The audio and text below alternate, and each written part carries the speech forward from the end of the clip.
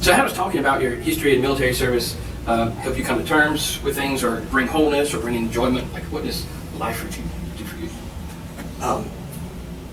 Well, in some ways, it helps me work through things. Mm-hmm. There are some things that, I'm still trying to figure out the whys of them, and it might have been 30-something years ago. Mm-hmm. It also helps me work through it, but it also sometimes helps me put it in perspective to where I am now. Okay. As to, for years when I was having a bad day, I'd be like, well, nobody shot me today.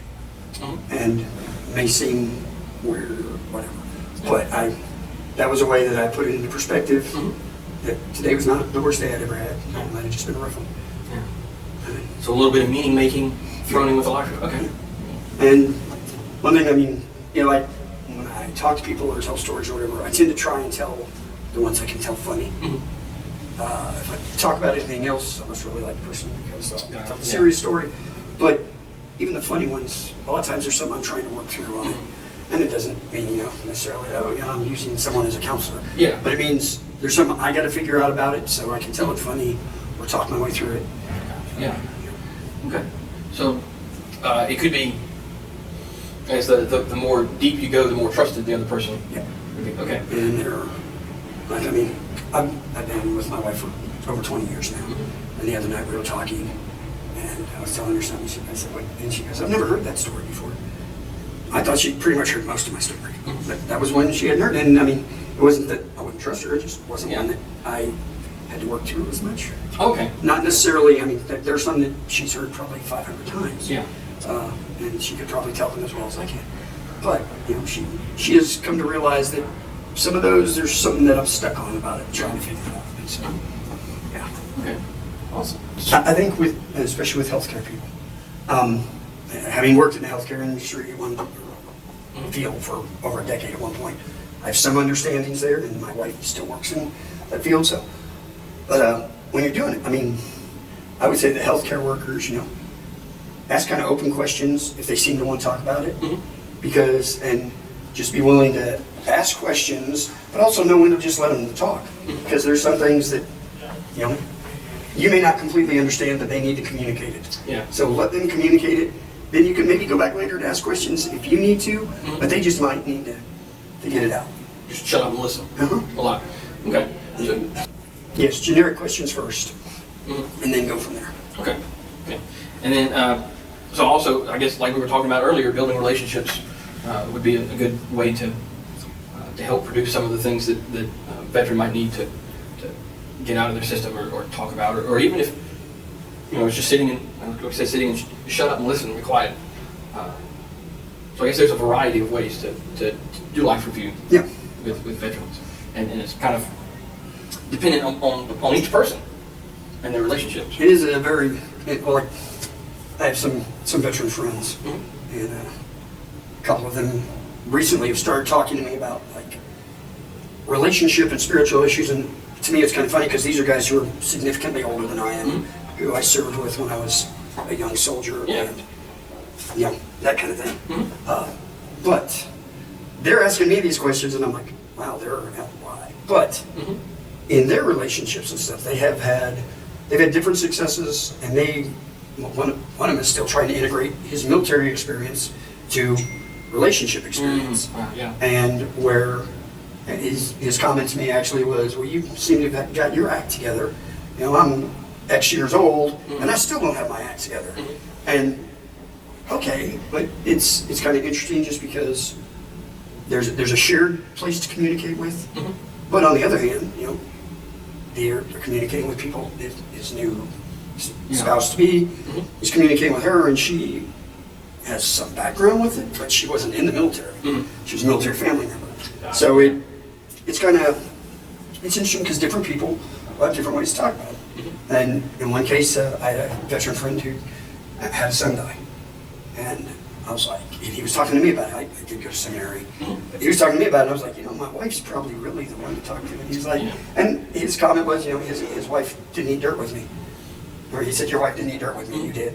And I was like, okay, then let's roll with it. And kind of just tailored to what each person needs.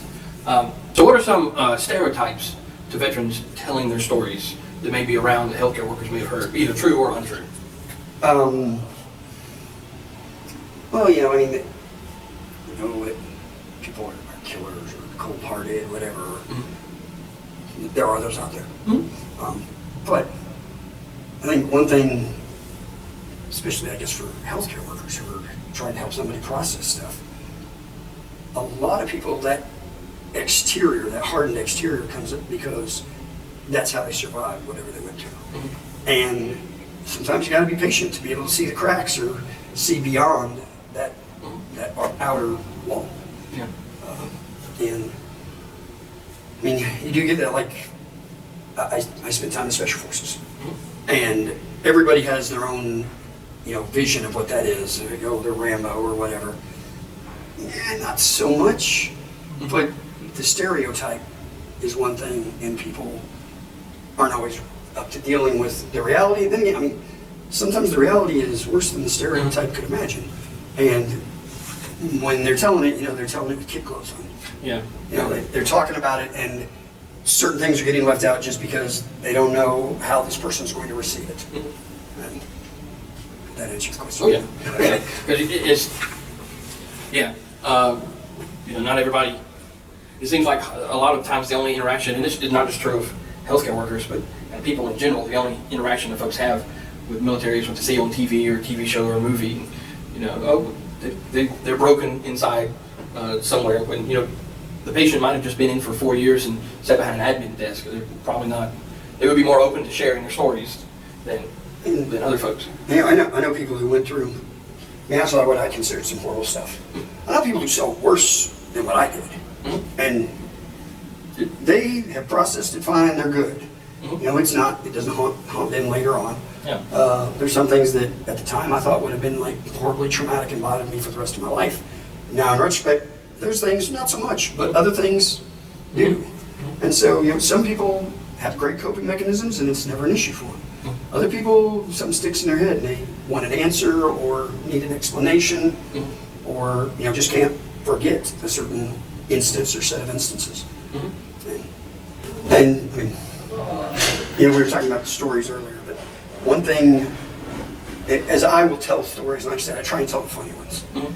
But a lot of times I'm working through it, so I'm going to keep looking at it, examining it in a maybe lighter-hearted way. Mm-hmm. So maybe the other person doesn't realize that I'm stuck on this point and I'm trying to figure it out.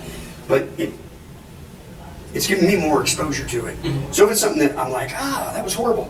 Okay, maybe it becomes less horrible the more I talk about it. Mm-hmm. Or maybe I find a point that, this helps me put it in a better frame of reference. Mm-hmm. But it's, you know, sometimes to get past it, you got to revisit it over and over and over. And I mean, I don't want to get stuck in the loop with it. And there's some things that I know I get stuck. But one of the ways I do it is working through. I mean, I had a psychologist tell me after, and I'd been in the middle, I'd been in special forces for a while, had some kind of weird happen, and I was stressed out about it. And he was like, "Oh no, that's normal." And I was like, "That's normal?" He said, "Yeah, guys in your line of work, that's completely normal." And now all of a sudden it became, wait, guys, and this kind of behavior is completely normal for people in my line of work. Mm-hmm. And it helped me actually start putting things in perspective. So that was kind of a mix of both, I'm like other folks in this field, but also this person has earned, they know what they're talking about professional, they've earned the right to hear what I'm saying. And they validated it as well. Okay. So what can healthcare workers do to earn a veteran's trust? So they'll share stories.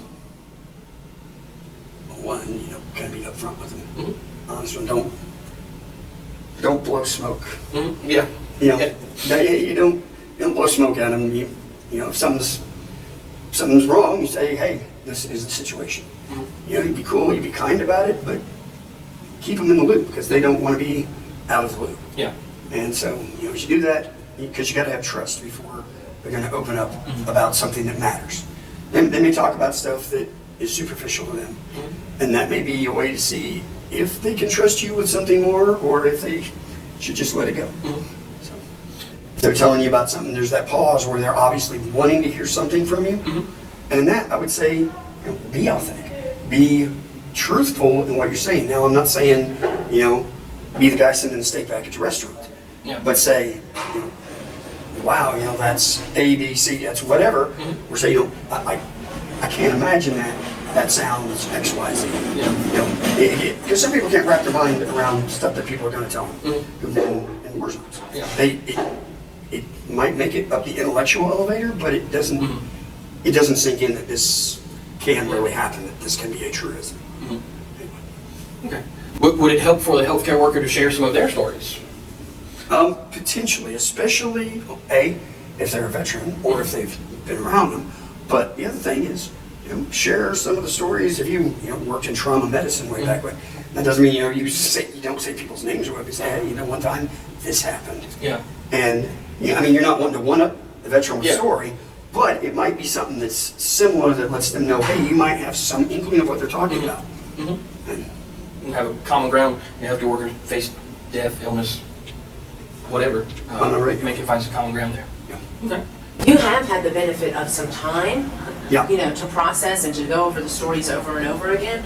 And so, I mean, with that time is maybe well, you've said it yourself, different perspective, right? But it seems like there can be some healing there that maybe couldn't be 35 years ago, I mean, there are things when a wound is fresh, you don't want to talk about it. I mean, you really don't. That's anybody who wasn't actually there. As time goes on, okay, you get scar tissue, you don't necessarily want to rip that open. Yeah. But you might, want to let it heal a little more, a little deeper, and get to where you can. And being able to think about things in retrospect with time, that can give you a lot. It depends on how much time you have and how much you want to spend on trying to sort it out. So, James, if you had to think about, so your father, your dad, is 97, World War II veteran. Someday we want you to be 97, veteran. But so he's had that time and perspective. What would you say as you get closer to the end of life? In hospice we're working end of life. As you yourself someday will approach end of life, how do you hope that the work that you've done in life review, or how do you hope that your family would honor your stories? What can that nurse or social worker do to help?